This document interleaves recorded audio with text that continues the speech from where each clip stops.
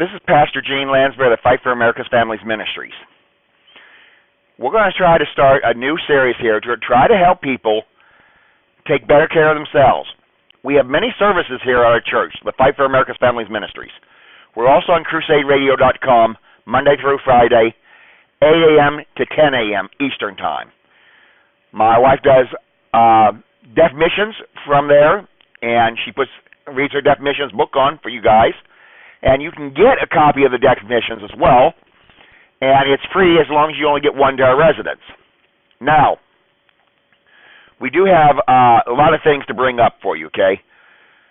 A lot of people in this country today are being sent to prisons for crimes they didn't do.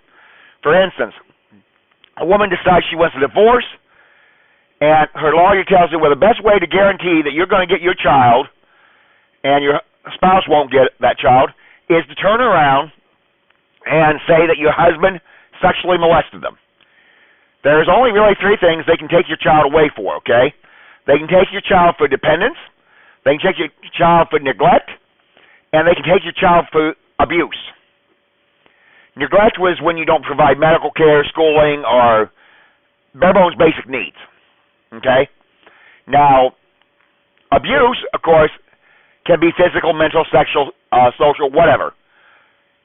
But it gets very interesting because then we get into this thing called dependence, okay?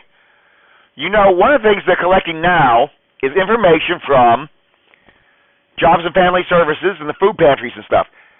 As of July 1st, when you go to get food at a food pantry, you now have to provide a photo ID, Social Security card, and birth certificate for your child. This is so they can list them as dependent. Now, these people are not getting these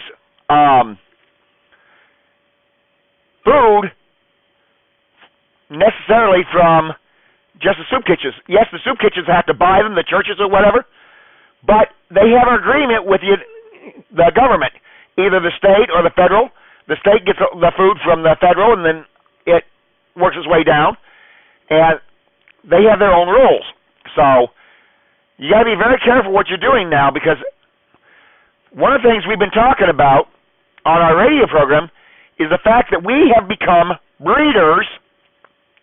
We become breeders for the homosexuals. They were talking about the homosexual rights and all this. They have the it's not like they don't have the biological function to make their own children if they want to hook up with somebody of the opposite sex. They do.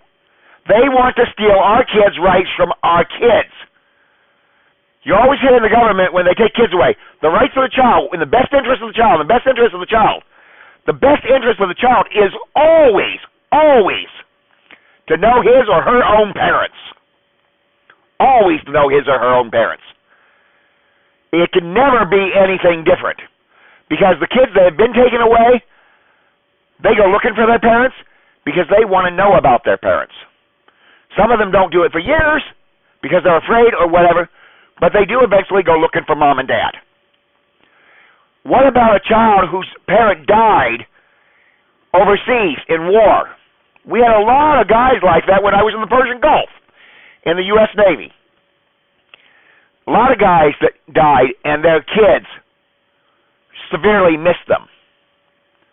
You cannot replace somebody on the basis of